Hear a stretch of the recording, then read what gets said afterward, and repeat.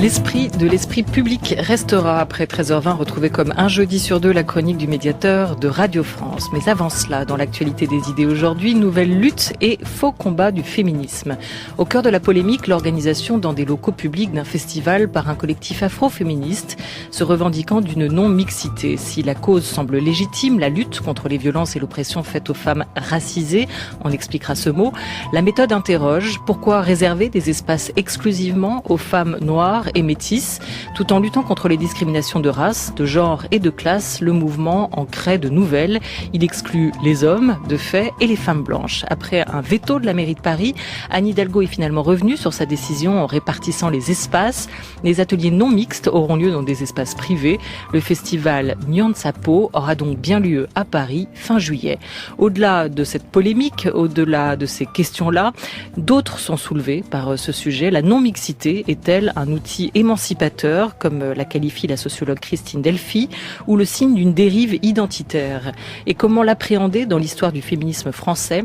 On en parle aujourd'hui avec deux des auteurs du dictionnaire des féministes qui paraît au PUF. Christine Barr, tout d'abord, qui a dirigé cet ouvrage collectif avec Sylvie Chaperon, professeure d'histoire contemporaine. Christine Barr, spécialisée en histoire du genre et du féminisme. À ses côtés, la sociologue Nassira Edjerassi, enseignante à l'université de Reims, fine connaisseuse des trajectoires intellectuelles des femmes philosophes comme Hannah Arendt, Simone Weil, Simone de Beauvoir également, et des intellectuelles féministes africaines, américaines, Angela Davis, Audre Lorde ou encore Bell Hooks. Dans ce dictionnaire des féministes, Nassira Edjerassi, vous êtes l'auteur d'une notice sur l'intersectionnalité, autre terme à raconter et à expliquer. Bonjour à toutes les deux. Bonjour. Merci d'être avec nous et à mes côtés Camille Magnard donc pour vous interroger.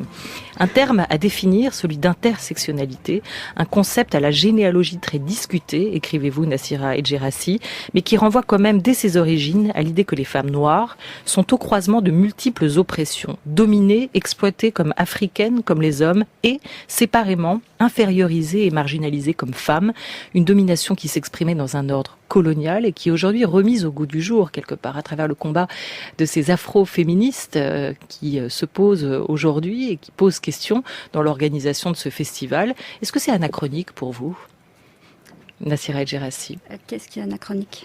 Le fait que cette question de la non-mixité, de l'intersectionnalité se repose aujourd'hui, alors que l'époque a changé, qu'on n'est plus dans un fonctionnement ou dans un système d'ordre colonialiste comme ça l'était hier quand cette domination s'est exprimée. Et donc, cette réaction pouvait paraître plus légitime qu'aujourd'hui? Alors, donc, si on revient à la généalogie de l'intersectionnalité et si on renvoie au mouvement féministe africain, américain, on était effectivement dans un autre contexte.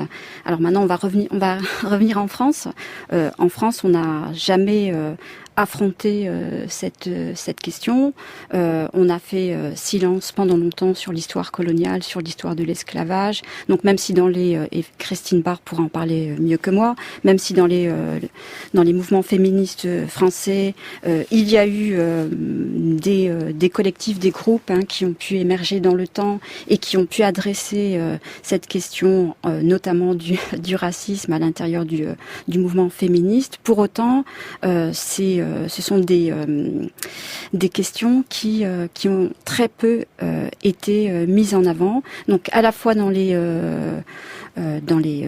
luttes, mais aussi au sein de l'académie. Alors si je vais parler de ce que je connais le mieux, le monde universitaire. Donc dans le monde universitaire, en France, donc il y a une tradition qui n'est pas la tradition anglo-saxonne, et c'est la raison pour laquelle je voulais bien ramener le terme, la notion d'intersectionnalité, l'enraciner dans le contexte états-unien qui était organisé effectivement de manière différente. Et donc la difficulté qui est la nôtre dans le milieu universitaire, c'est d'arriver à faire prendre conscience qu'il y a un système social qui est organisé en France et qui est héritier de l'histoire coloniale et esclavagiste de la France. Donc par rapport au terme anachronique, je dirais plutôt moi que c'est la première fois peut-être qu'enfin dans l'espace public on met ça en avant, même si ça avait été pris en charge par des collectifs de féministes noirs dans le passé, mais ça n'avait pas eu cet écho et cette audience. Donc ça n'est pas du tout anachronique, ça peut même paraître surprenant que ça n'arrive qu'aujourd'hui sur l'espace public. Et ça arrive sous quelle forme dans l'espace public? Alors, donc moi, c'est l'analyse que j'en fais. Hein. Peut-être que je me trompe. Hein, ce que j'observe, parce que en regardant comment dans le temps ça a pu se développer au niveau des collectifs et des groupes français, en tous les cas. Donc, ce que j'observe, c'est et ça fait écho à votre dernier invité. Donc, c'était intéressant. La caisse de résonance, pour moi, c'est vraiment les réseaux sociaux, les nouvelles militantes ont à leur disposition l'outil des blogs, par exemple, puisque c'est beaucoup autour des blogs que ce terme a émergé. Il y a un accès facilité justement à des textes, parce qu'en France, on n'avait pas justement cet outillage théorique, conceptuel. Donc il fallait aller chercher cet outillage ailleurs. Et cet ailleurs, jusque-là, c'était la théorisation africaine-américaine, avec ses limites. Hein, on pourra y revenir tout à l'heure. Donc ça donne des accès à de la littérature et ça met des mots sur des expériences en France. Et ça circule beaucoup plus. Et donc c'est comme ça, pour moi, déjà dans cet espace-là, que ça a pu se développer de manière beaucoup plus importante que ça n'avait pu l'être dans d'autres collectifs qui ont existé dans le passé et qui fonctionnaient aussi avec le principe de la non-mixité. Non-mixité entre qui et qui?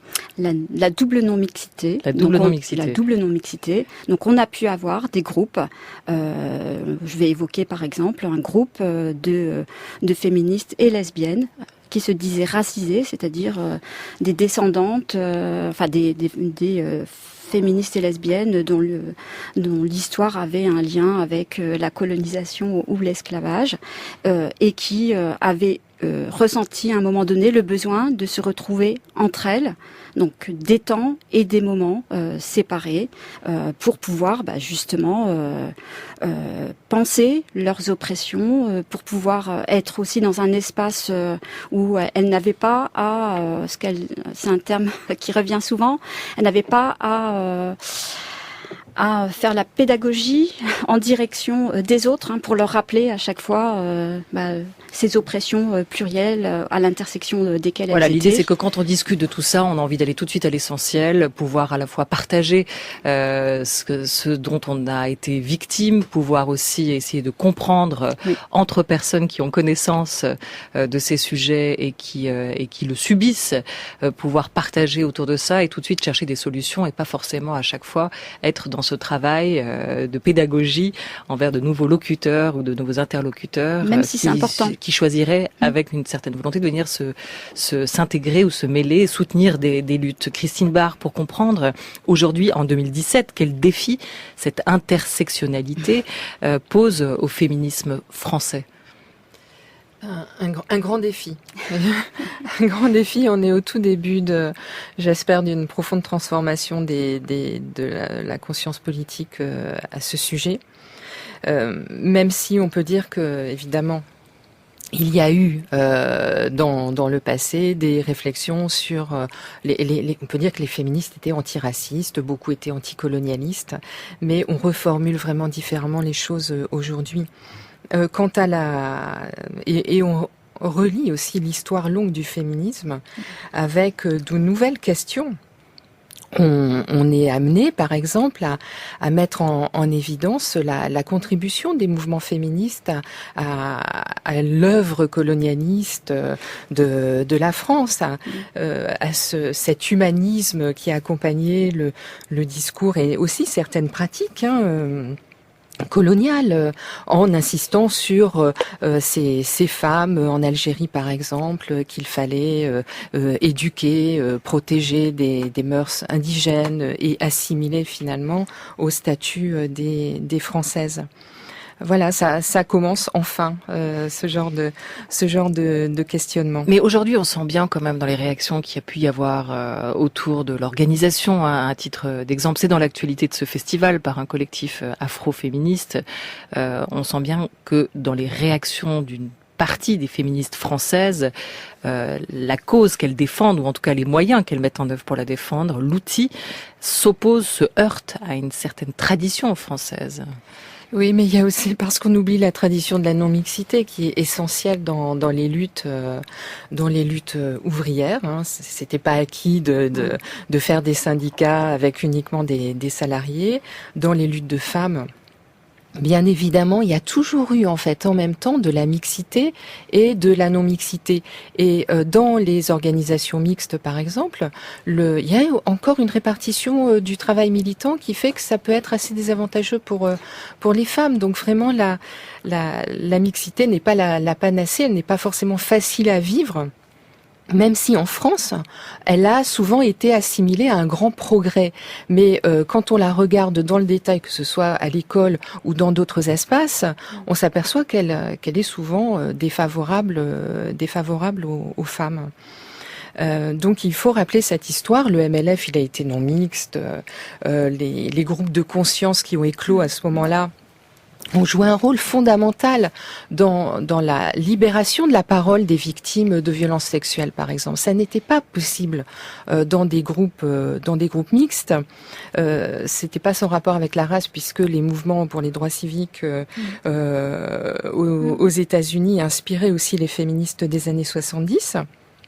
Et puis on peut remonter au féminisme de la première vague qui ont souvent choisi la forme d'organisation féminine. Par exemple, l'Union française pour le suffrage des femmes avait créé une ligue des électeurs pour le suffrage des femmes. Donc il y avait une place pour les hommes, mais à côté, en tant que citoyens qui voulaient cesser d'être les seuls à avoir le droit de vote. Oui, finalement, c'est un peu ce que vous disiez tout à l'heure dans ce festival-là dont on parle aujourd'hui, festival afroféministe, et plus largement dans l'organisation de ces mouvements, de ces groupes non mixtes, c'est que c'est un temps de l'engagement et de la réflexion qui se fait dans des groupes non mixtes, mais qui n'empêche pas un deuxième temps ou un travail en parallèle d'aller vers le reste de la société et d'intégrer peut-être les hommes, les personnes non racisées. Enfin, oui, c'est prévu, l'un n'empêche pas l'autre par ce festival.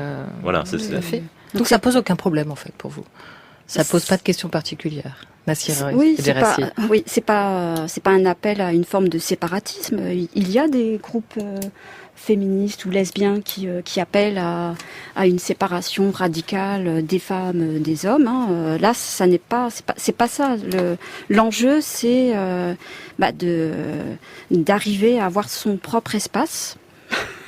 Pour pouvoir donc discuter, penser, y compris être dans des contextes où on n'est pas simplement dans la réponse aux situations d'oppression, etc. C'est aussi pour construire quelque chose. Hein. C'est aussi pour se fabriquer ses propres outils. Donc c'est pour ça que c'est pas. On a eu tendance à retraduire l'organisation de ce festival, le principe d'organisation de ce festival, en disant c'est interdit à. C'est pas que c'est interdit à. Ce qui est fondamental, c'est qu'il y a des temps et des espaces qui sont réservés à des personnes opprimées qui vont pouvoir se retrouver entre elles et qui vont pouvoir discuter, construire, fabriquer. Il y a les deux pendant à chaque fois. Il faut c'est aussi sortir d'un rapport où on va considérer ces sujets comme simplement des victimes, parce que c'est un outil si on reprend les termes, hein, c'est un outil de libération et d'émancipation aussi, parce qu'on va faire cet apprentissage aussi, hein, d'accéder à sa propre parole, à l'articulation de sa propre situation, et ça c'est fondamental. Alors que si on prend des exemples dont sont l'objet les femmes racisées par exemple, ça va être de l'expertise externe par exemple qui va être posée sur ces femmes. Donc ce sont d'autres qui vont pouvoir analyser les situations d'oppression dont elles font l'objet. Et donc là, c'est vraiment faire la rupture avec ça pour pouvoir mettre en mots par soi-même ses propres situations. Et donc c'est important, et c'est comme le rappelait Christine, dans le processus de conscientisation, de libération, ça peut être un moment important et qui va s'articuler avec autre chose, parce que la finalité, c'est quand même de transformer la société. C'est de transformer les rapports sociaux, c'est de transformer les rapports de domination qui ont cours dans la société dans son ensemble, et pour avoir pleinement sa place et pleinement voix au chapitre, et sortir de l'invisibilité et de la mise en silence. Parce qu'on pourrait se dire, si on reprend ça, on va être entre soi, et du coup, finalement, on est encore invisibilisé, puisqu'on se retire de l'espace dans son entier, alors que c'est pas ça l'enjeu fondamental. Donc c'est vraiment un enjeu politique, et c'est une démarche politique, et il faut pas oublier justement les thèmes qui sont posés par le collectif Moissy, par exemple, qui organise ce festival. Quels sont qu'est-ce qu'adresse ce collectif par rapport à la société française. Et donc c'est ça qu'on doit vraiment regarder de manière dépassionnée, mais c'est un travail qui est absolument nécessaire dans l'histoire de la société française. Et justement, un petit retour sur l'histoire, Nassira Edgerassi, Christine Barr, aidez-nous là-dessus. Bell Hook, féministe et militante afro-américaine, que vous avez préfacé notamment, Nassira, l'un de ses ouvrages parus en France aux presses c'était pas aux presses de Sciences Po, Cambaroukis. C'était de la marge au centre, théorie féministe. Elle a également écrit un ouvrage phare qui a été traduit en français, Ne suis-je pas une femme?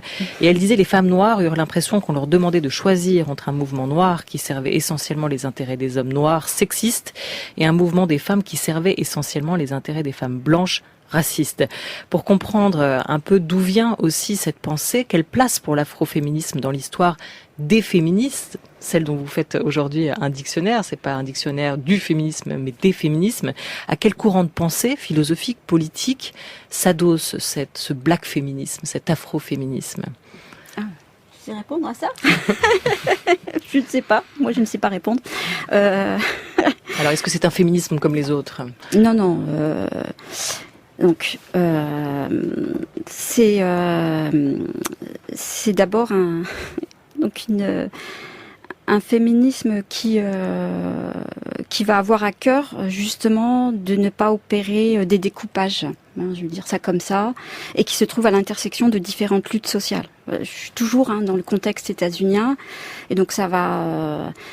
Il y a des racines antérieures, mais si j'arrive sur Bell Hooks, ça va se développer au moment des luttes des droits civiques. Ça va se développer aussi au moment des luttes des féministes et des luttes des gays et lesbiennes. Et la problématique auquel ces féministes pouvaient être confrontées, et donc c'est en cela qu'elles ont eu à inventer quelque chose, justement, c'était qu'on leur demandait systématiquement de faire un choix entre les différentes luttes. Et donc par exemple Angela Davis elle-même témoignait que lorsqu'elle était dans les mouvements des Black Panthers, on lui demandait de choisir entre les mouvements féministes ou les mouvements des droits civiques. Et donc l'enjeu, c'est d'arriver à construire justement sur le plan théorique un appareillage conceptuel qui permette de prendre en charge cette pluralité d'oppression, qui ne signifie pas une addition d'oppression. Ce sont une pluralité d'oppression qui s'exerce simultanément sur les femmes noires. Mais cet appareillage théorique, il ne va aboutir qu'avec une juriste africaine-américaine bien plus tard. Donc on a en fait les germes de cette conceptualisation dans les premières féministes africaines-américaines, et ça va vraiment aboutir sur le plan théorique avec la figure de Kimberlé Crenshaw, qui va vraiment conceptualiser la notion d'intersectionnalité en partant d'une situation concrète. Comment je peux défendre une femme noire qui est à la fois l'objet de discrimination sexiste et de discrimination raciste. Et c'est confronté à cette situation concrète qu'il a fallu forger justement un appareillage conceptuel théorique, et c'est ça qui a amené, alors je ne peux pas dire quels sont les soubassements philosophiques, mais si je retrace la généalogie sur le plan théorique, c'est comme ça que j'en rendrai compte. Et sachant qu'aujourd'hui, cette notion, elle continue sa trajectoire, parce que ce qui est intéressant, c'est que elle a été réappropriée dans d'autres contextes. Donc là, ça a émergé dans le contexte états-unien particulier, et ça a été repris dans d'autres contextes, dans des pays nordiques, et en France aussi, en particulier dans l'académie. Et aujourd'hui, la question, c'est comment va-t-on effectivement prendre en compte cette notion d'intersectionnalité, donc à la fois dans les théories féministes, mais aussi dans des recherches plus larges en sciences sociales. Il y a eu, oui, Christine Barr, pardon, vous vouliez ajouter quelque chose. On a quand même une pensée sur laquelle on peut s'appuyer, c'est la pensée de Colette Guillaumin, qui vient de disparaître là au début du mois de mai, et qui a écrit un livre, L'idéologie raciste, qui nous permet de comprendre pourquoi il est totalement absurde de parler de racisme anti-blanc à propos de l'initiative de l'association Moisy. Colette Guillaumin a aussi apporté le concept de sexage, qui peut être rapproché du terme racisé. Le sexe, c'est la même chose. C'est aussi une construction sociale, et ni plus ni moins choquant de parler de sexe que de parler de race, même si dans le contexte culturel français d'aujourd'hui, on a du mal à entendre tout ce qu'il y a de social dans le mot race. Pourquoi ? On a parlé de l'aveuglement déjà tout à l'heure, le poids de l'universalisme républicain, soi-disant aveugle indifférent aux différences. En fait, ça cache quand même un système discriminatoire pour les femmes et pour d'autres groupes sociaux. Cette question, Camille Magnard, pardon. Oui, pour ça, on utilisait, j'ai l'impression, plutôt dernièrement le terme de genre. Vous dites le sexe est également une construction sociale ? Tout à fait. On est assigné à un sexe à la naissance, et ça pourrait fonctionner différemment, sans assignation. Cette question de la non-mixité, est-ce qu'elle fait encore débat aujourd'hui dans le féminisme français actuel ? Est-ce qu'elle fait partie des lignes de clivage, des points de fracture entre les féministes ? On se souvient même quand une association comme Mixité, avec Clémentine Autain, était née à l'époque, on avait rouvert ce débat de savoir s'il fallait femmes-hommes discuter ensemble pour tendre vers l'égalité, ou est-ce que c'était un combat que les femmes devaient mener seules pour aller ensuite vers l'ouverture ? C'est finalement les mêmes termes que le débat qui se pose aujourd'hui sur la question du genre et des races et de cette double non-mixité. Mais même dans la non-mixité, les hommes peuvent être des alliés de toute façon. Il y a toujours eu des hommes dans le combat féministe. Je vous invite à lire la belle thèse d'Alban Jacquemart sur les hommes dans les mouvements féministes sur une longue période de 150 ans. Il y a des moments, au début de la première vague, à peu près 30% d'hommes quand même, c'est pas mal, et avec des associations qui sont mixtes ou non mixtes. Il y a toujours eu les deux, et les deux formes ont leur intérêt. Du point de vue militant et en termes d'efficacité aussi. Comment les féministes de la deuxième vague, puisque vous définissez aussi Christine Barr 3 vagues telles qu'on les appelle, et je vais caricaturer un peu de féministes. La première vague, c'était plutôt les pionnières avec des personnalités, des figures comme Olympe de Gouges. La seconde vague est plutôt associée à la période MLF aux années 70, et puis la troisième vague qu'on a fait naître un peu plus récemment, en tout cas dans la manière de la théoriser, alors que vous le rappelez déjà dès les années 80, il y avait quand même aussi l'émergence d'un renouveau féminisme avec des nouvelles formes d'action, des nouvelles formes de pensée, aussi cette lutte pour l'égalité. Comment les féministes d'hier, donc celles de la deuxième vague, regardent ce combat des afroféministes d'aujourd'hui? Christine Barr.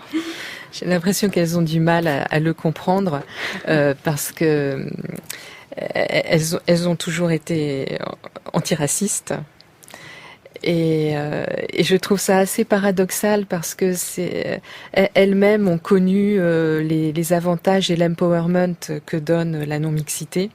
Elles ont vraiment vécu aussi une forme de mise à l'écart parce que la non-mixité paraissait être un choix extrêmement radical et très mal vécu par leurs camarades hommes sur le plan politique.